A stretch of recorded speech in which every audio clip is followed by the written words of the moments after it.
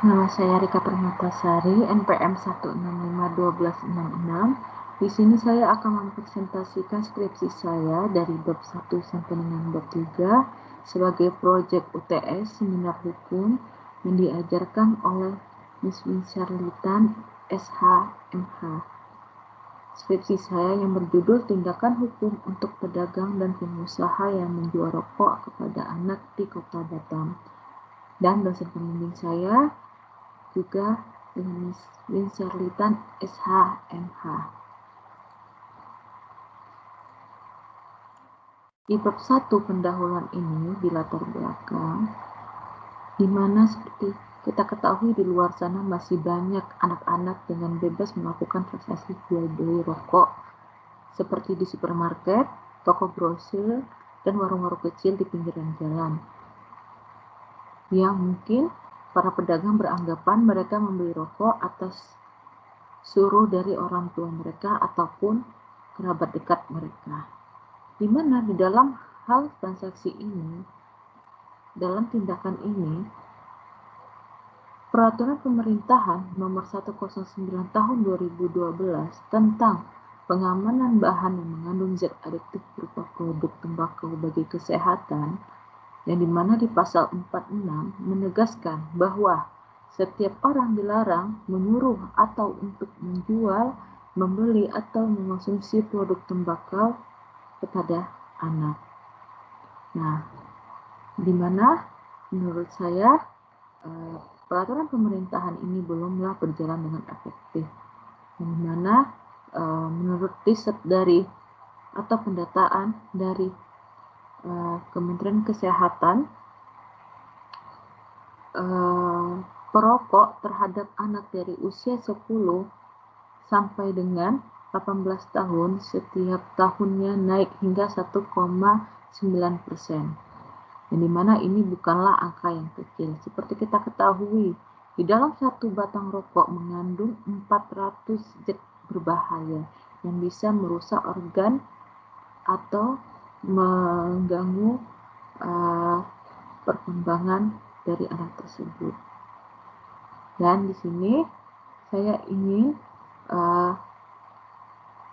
mengetahui tindakan hukum apa terhadap pedagang yang melakukan penjual rokok terhadap anak.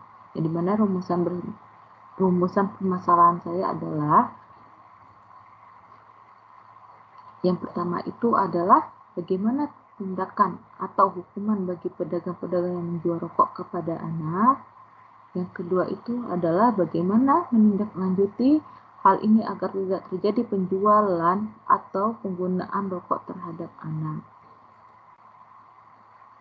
Tujuan dan manfaat penelitian ini adalah yang pertama, tujuannya tidak ada lagi anak-anak yang di bawah umur merokok. Pedagang atau toko-toko yang menjual rokok tidak menjual rokok kepada anak-anak lagi. Yang ketiga itu adalah berjalannya peraturan dan hukuman kepada pedagang yang menjual rokok terhadap anak.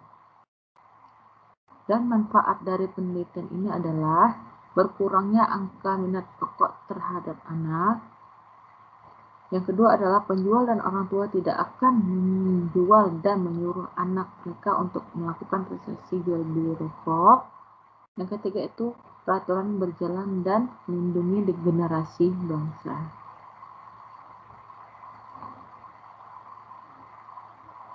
Dan di bab 2-nya itu adalah tinjauan pustaka, di mana di bab 2 untuk landasan konseptual ini adalah merupakan suatu pengarahan atau pedoman lebih konkret yang berisi konsep-konsep serta pengertian atau hubungan dengan penelitian ini. Yang biasanya disebut juga dengan definisi operasional. Di sini saya akan membahas tentang definisi dari rokok, tentang anak, dan pengusaha ataupun pedagang.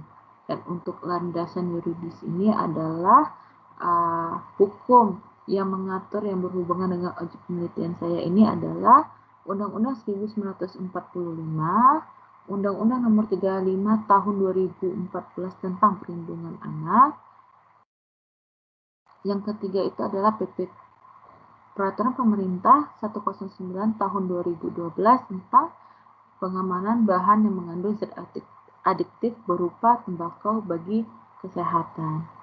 Dan landasan teorinya itu merupakan teori yang saya gunakan, yaitu di sini saya menggunakan teori perlindungan hukum dari Cipto Raharjo, yang dimana perlindungan hukum adalah memberikan pengayoman terhadap hak asasi manusia yang dirugikan orang lain dari perlindungan itu, memberikan kepada masyarakat agar dapat menikmati semua hak-hak yang diberikan oleh hukum.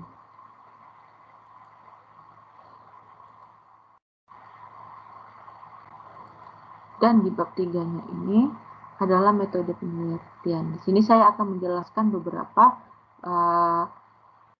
metode penelitian yang ada di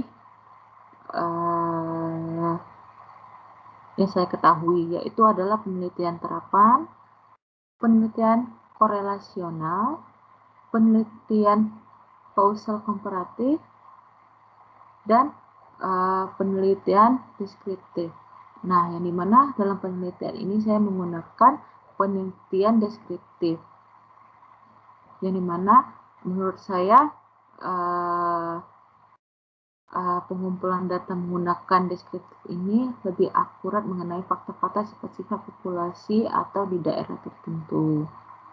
Dan jenis penelitian saya adalah penelitian normatif, yang dimana kita ketahui untuk kondisi COVID seperti ini tidak memungkinkan untuk saya melakukan observasi atau melakukan wawancara secara langsung di lokasi. Nah, dan saya menggunakan penelitian menggunakan normatif, yang dimana hanya pada peraturan atau bahan hukum yang tertulis. Nah, dan jenis datanya di sini saya menggunakan data primer dan sekunder, yang dimana data primer adalah data yang diperoleh langsung dari sumber melalui wawancara, dan di sini saya sepenuhnya menggunakan data sekunder, yaitu menggunakan bahan dari kepustakaan dengan cara menelusuri literatur, objek penelitian, lalu dari jurnal-jurnal dan artikel-artikel.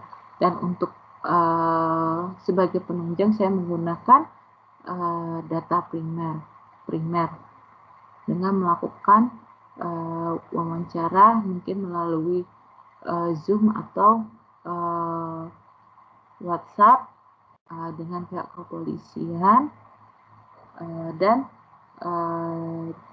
dinas kesehatan dan perlindungan anak. Terus metode analisis yang saya gunakan adalah kualitatif, yang dimana menurut saya kualitatif bersifat deskriptif, yaitu data berupa kata-kata, gambar yang diperoleh, itu yang seperti yang saya peroleh dari internet dan data-datanya, dan juga wawancara yang saya lakukan nanti melalui WhatsApp dan dokumen-dokumen resmi lainnya. Sekian presentasi tentang skripsi saya. Jika ada salah dalam menjelaskan, mohon maaf. Terima kasih.